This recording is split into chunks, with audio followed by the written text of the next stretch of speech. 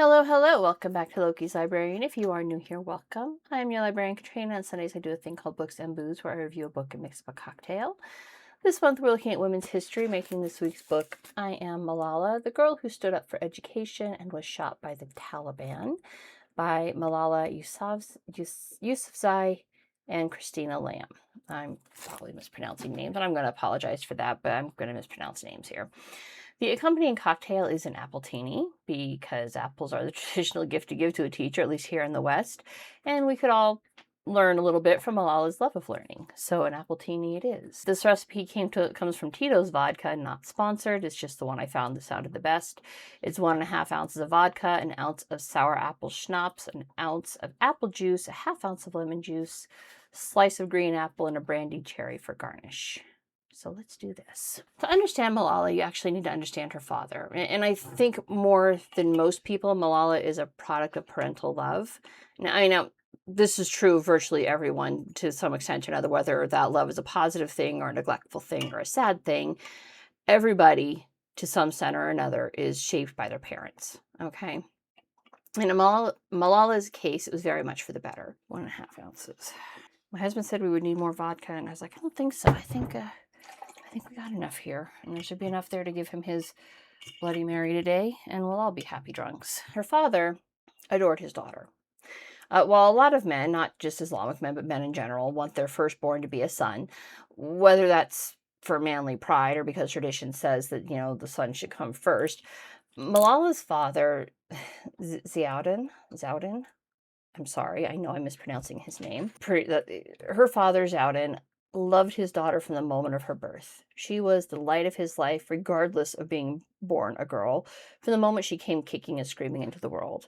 And he would go on to have 2 sons, her younger brothers, but Malala was the apple of his eye.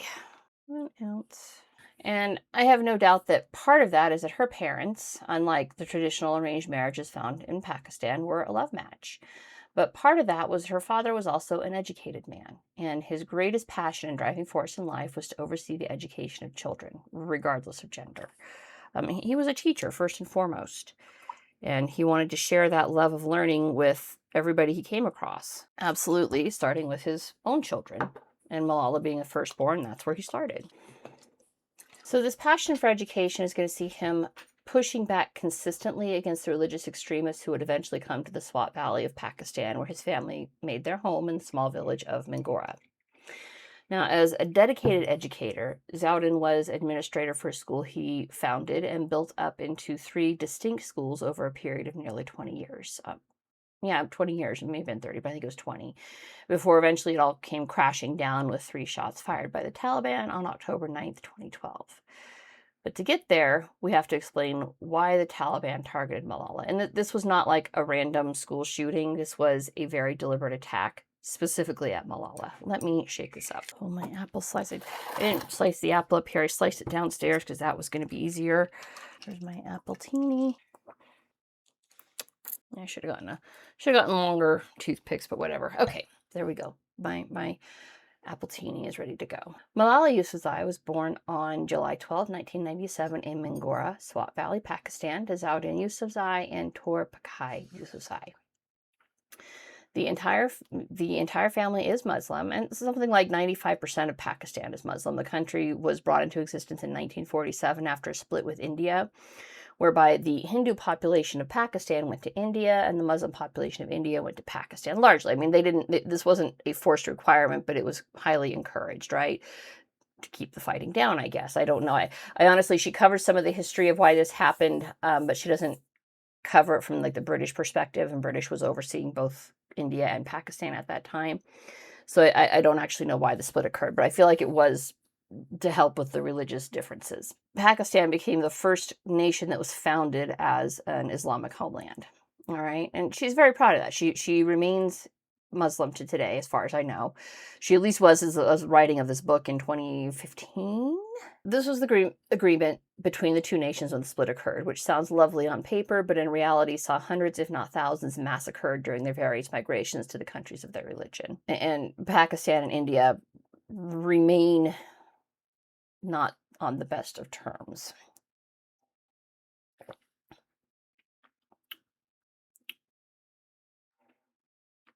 That's good.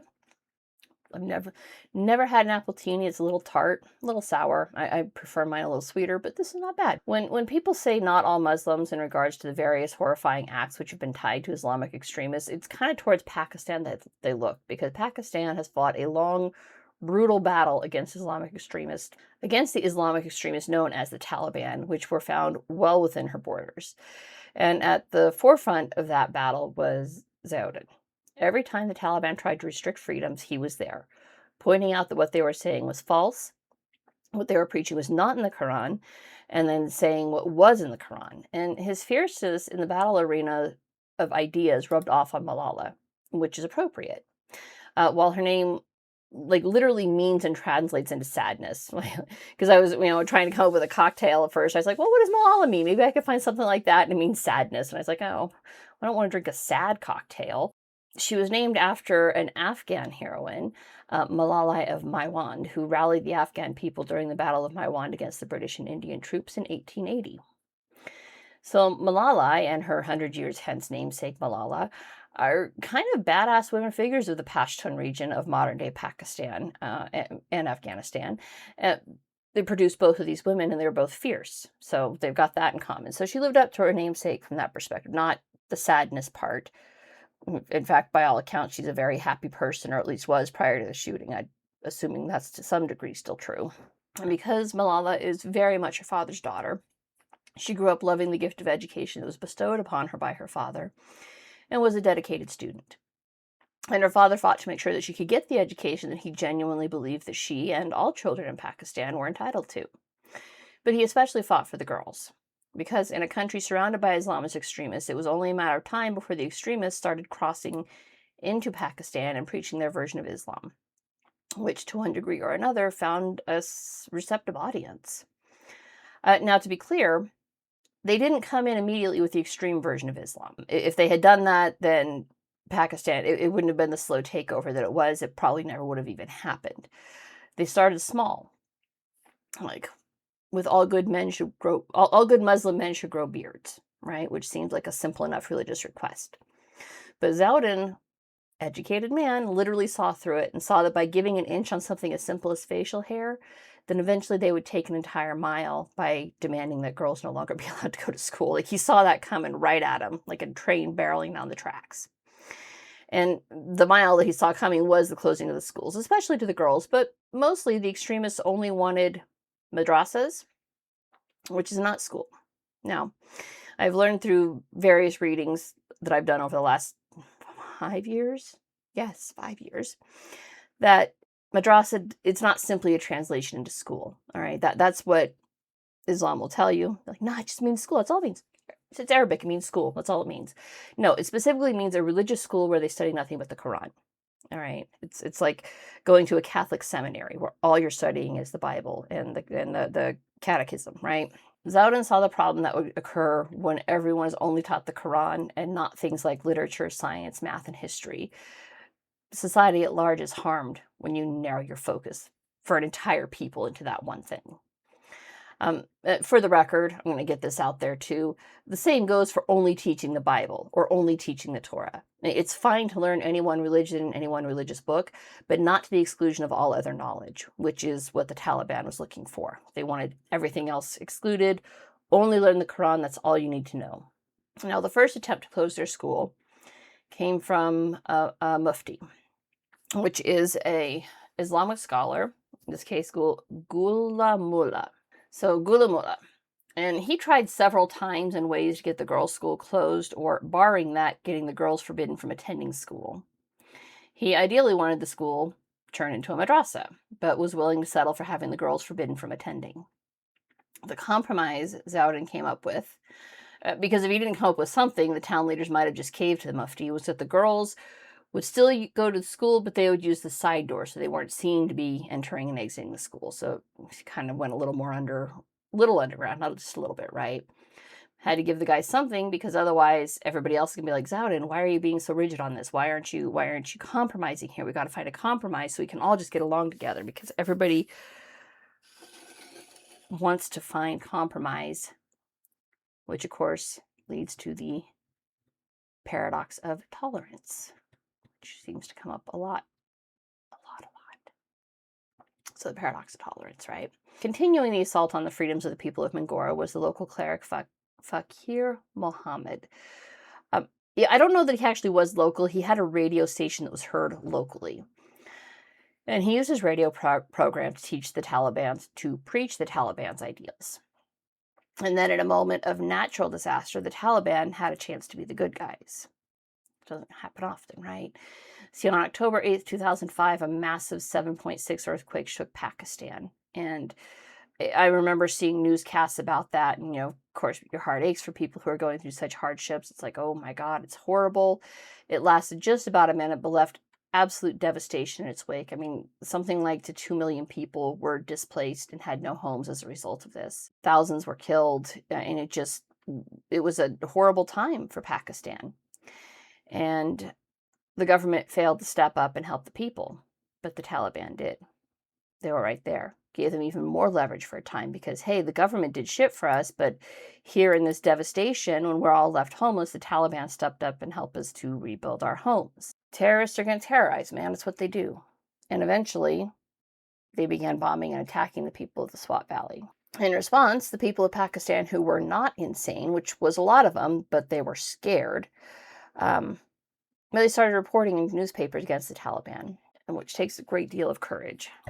But it takes a lot of courage because they're out there bombing, they're out there shooting people. But one of the people who started reporting was a friend of Zowdin, Abdul Hai Kakar. I apologize. BBC radio correspondent. And he wanted to publish a diary from either a female teacher or a schoolgirl perspective of what life was like under the Taliban. And Malala was not actually the first to volunteer. That was her teacher. Her teacher, Madam Mariam, had a younger sister, Aisha, who was in the school, and she actually volunteered. But again, all that fear of the Taliban, Aisha's father found out, and he was scared for his daughter and refused his permission. He's like, no, you cannot do this. This is too dangerous. The Taliban will kill you. So Malala stepped up. I think her father actually recommended her to his friend. And she began writing under the pen name Gul Mackay.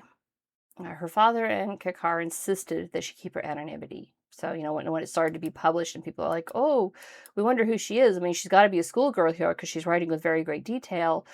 But they insisted she keep her anonymity and not tell anybody that she was really Gul Mackay, which she didn't really understand because she couldn't see why anybody would attack a child. This was, 2009, so she was like 11. 10, 11, 12, somewhere in there. Eventually, the bombings started getting really bad, resulting in the Pakistan military responding and forcing Malala and her family into becoming IDPs, internally displaced persons. So they were refugees within their own country. They couldn't stay in the Swat Valley anymore. They had to leave for their own safety. And I feel like it wasn't very long. It was only a couple of months, but still, that they were forced out of their home with no way of knowing if they were ever going to go back. Fighting in the Swat Valley was fierce, but at the end of it all, the Yousafzai family did return to Mingora and resume living their lives. Now, obviously, my summary is exactly that. It's a summary. There's a lot more detail and heartbreaking courage that leads up to the singular event that saw Malala headed towards a fame she never sought. Okay? All she ever wanted was the right to go to school and learn, which, God, I think about all the kids in America who throw that away, who, they have the option. In fact, they're legally required to go to school, and they do everything they can to avoid it. And, are graduating high school unable to read. And she, by the time she was 12, 13 years old, was fluent in Pashto, Urdu, and English. 3 languages, fluent. Fluent enough that when she is shot and she's undergoing her recovery, she is able to communicate in written English with her English doctors. That's how fluent she was. And here we have American students who can barely speak English and who can't even read it. Because she kept speaking out publicly and loudly, the Taliban targeted her. They targeted her father too, but he was never going to back down. And he was pretty consistently moving. He had his 3 schools, his public works, political meetings. He was fairly consistently on the move, makes it a little bit harder to target him. But as a 15-year-old school child, Malala's schedule was very set. School, home, homework. And that was it. She went to school, she went home. And that was it. That was her life. The stress and fear was definitely getting to her. I mean, so would any 15-year-old, right? And there's a price on her head by religious extremists who did not think she was qualified to do anything beyond birthing babies and feeding them. And on October 9th, 2012, as she was on the school bus home, two Talibs stopped the bus. One of them climbed in back and asked, "Who is Malala?" And no one said anything. It's not like her classmates were like, "It's her, it's her." But they're all scared. They're terrified, and they couldn't help but look at her. Who is Malala? Everybody looks at her. And no one blames them, all right? The fear of the moment would have made it impossible not to look at her. I'll say one thing for the Taliban. They are shit gunmen. Absolute shit. He fired at her 3 times, only hit her once. The other 2 shots went into her seatmates. 3 girls were injured that day. None of them died. The 2 who were injured, one of them got a graze on her shoulder, and one of them had a shot in her hand. The shot that went into Malala entered above her left eye, this eye. I remember I'm backwards on camera, right? Kind of skimmed, because she was hunched down, it skimmed, and then went down out here and came to rest above her shoulder blade. So the path of the bullet kind of skimmed and grazed down into her shoulder blade. And it remained lodged there. That hunched over, at first I couldn't really imagine it or picture it in my head. I actually did go and Google what the shot trajectory, because you could find, I didn't want to see the image of her. I wanted to see it when I found a forensic drawing of here's how it went in, right? And then when, I was reading through it, and one of the doctors explained she must have been hunched over. I'm like, okay, now I see it. She's hunched over like this, and it boom, that I get it. And I would be hunched over too. Somebody's pointing a gun at me. That's the smart thing to do, right? Try and make yourself a small target. And what makes it really remarkable, though, is she was shot with a 1911 .45 caliber pistol, which makes her survival absolutely remarkable, because it's hard to miss at point blank range. And one could argue he absolutely didn't miss her. He did hit her. It was close. It was not an easy survival. And this was not a flesh wound. I don't want to downplay this. I'm not trying to make it seem like this wasn't absolutely miraculous that she survived, because it was. But she's incredibly lucky the bullet did not directly penetrate her skull, because that would have killed her. But it did cause bone fragments to enter her brain, and that nearly killed her. More on that in just a bit. In the moment, the very second the Taliban left, all right, they fired their shots. The guy presumed she was dead. I get it. She's bleeding. She's clearly been shot in the head. There's no reason to think that she's going to survive this. Their bus driver, Usman Bai Jan, punched it to the SWAT hospital. I mean, he immediately gunned it, tore off like a bat out of hell. They ended up with a police escort when the police stopped the bus. Like, why the hell are you driving like this? And her classmate felt for a pulse and said, "Hey, she's still alive. We need to go." And the cops fucking escorted them to the hospital.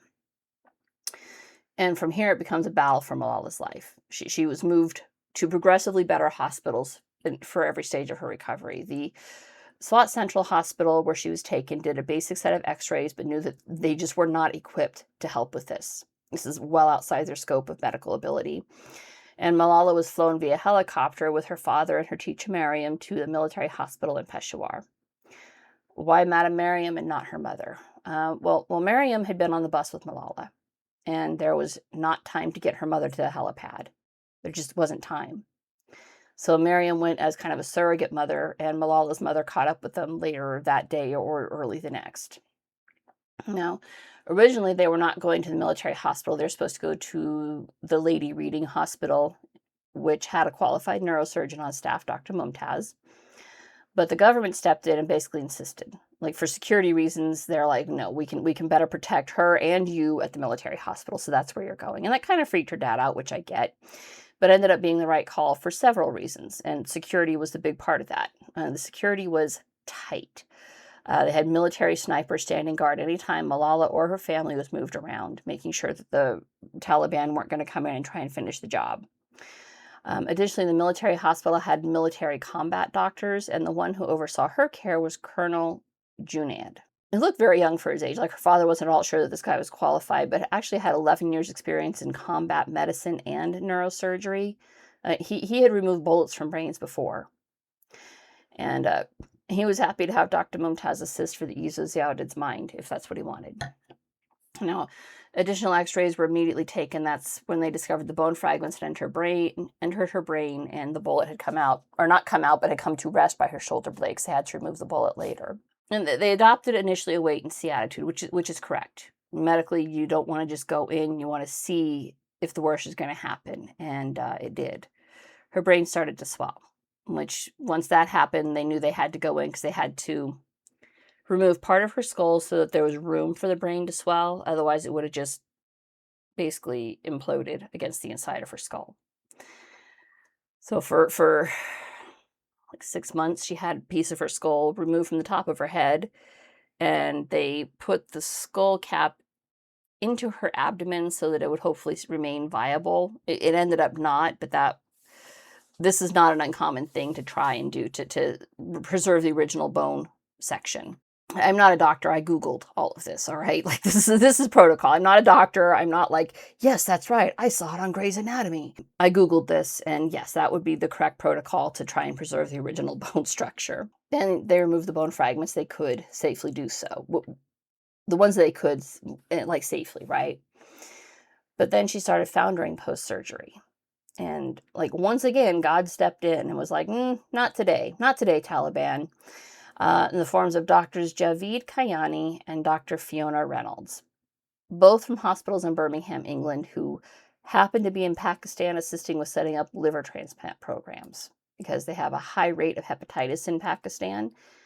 Children are especially affected, so they needed they were setting up a liver transplant program to try and help the children of Pakistan live longer lives, right?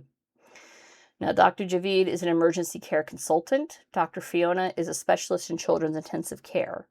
So you could not ask for two more qualified positions for post-care, and they happen to be right there in Pakistan. And the consensus is that the aftercare was killing Malala, that the hospitals in Pakistan simply were not equipped to monitor her correctly to ensure her survival. Now, many countries offered their assistance. I mean, many countries. Like, all the countries in Europe offered them. Johns Hopkins in the United States offered her free medical care. They're like, we won't even bill for this. Just get her here and we'll take care of her. And that was right out. Politics. It is what it is, right? Things were tense with America still after the SEALs had flown in and killed bin Laden without even consulting Pakistan on their plan. And look, I get America's perspective on this, but I get Pakistan's too, right? They're like, this is our country. He just flew into our country and killed a guy. Took his body without a buy or leave, man. So I get Pakistan's perspective, but I get America's perspective because the guy had been hiding out in Pakistan for fucking years, man. Somebody had to know he was there, and there's no reason to think it's the Pakistan government wasn't in on that, at least from our perspective. Anyways. Doctors Javeed and Fiona had made a very positive impression on Ziyauddin and on the Pakistani government. And they were like, these are good people. So the government was very much involved in the decision at this point because of the high press coverage that immediately exploded following the shooting.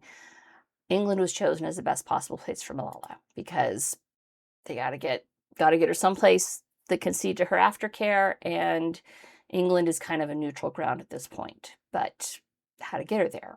Now, logically, a military medical transport would be ideal because they're already equipped with everything needed and the knowledge of how to transport the wounded safely, right? This is what they do. It's literally their raison d'etre, right? But the Pakistan government did not want to rely on any other military. And I think, again, felt that it reflected badly on Pakistan.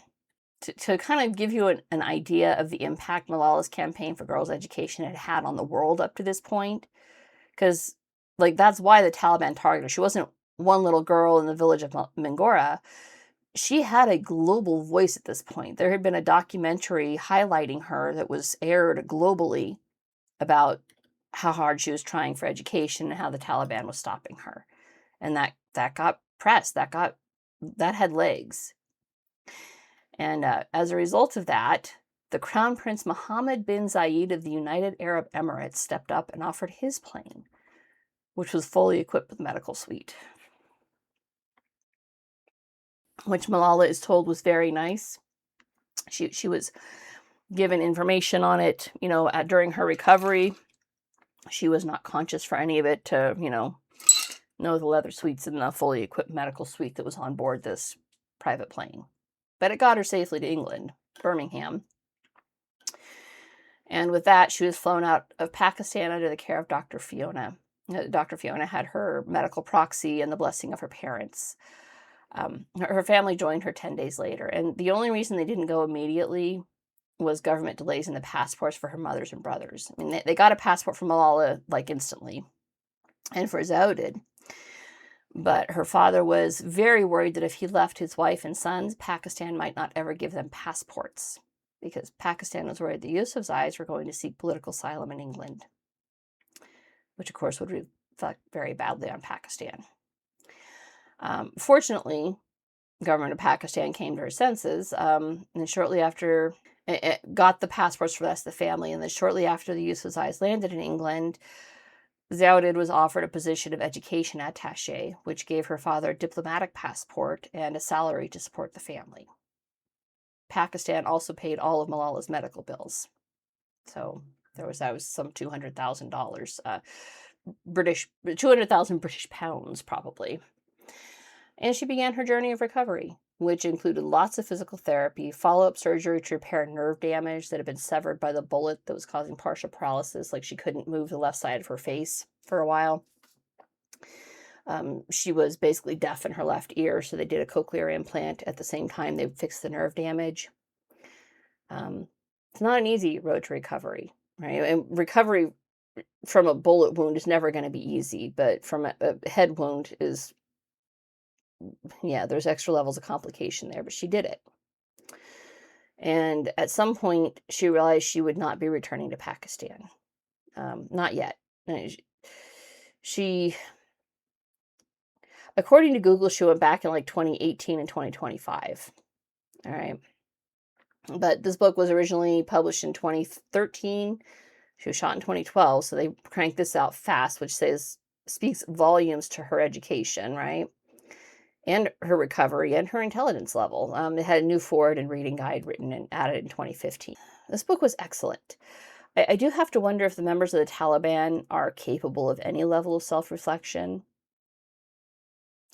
Because if they are, it might occur to them that if they were on the right path, God sure went out of his way to thwart their plans when it came to Malala. I mean, so many things had to go exactly right for her to survive this. I mean, first, her bus driver didn't hesitate to drive her to the hospital. There was no waiting for the police to show up and waiting for an ambulance. He moved. He got off that X and he got her to the hospital, for which, as of the publication of this book, he was still under house arrest, suspected of colluding with the Taliban. So there's some thanks for you. The local hospital had to immediately recognize they're out of their depth. They acted quickly to get her someplace that could help. The government got her a highly qualified combat doctor. Doctors Javid and Fiona were, by providence, in country and immediately available to offer their professional assistance. The UAE sent their plane to get her to safety. And if any of these things hadn't happened, Malala might not have survived. So it kind of seems like God used this moment to tell the Taliban they were on the wrong path. But did they listen?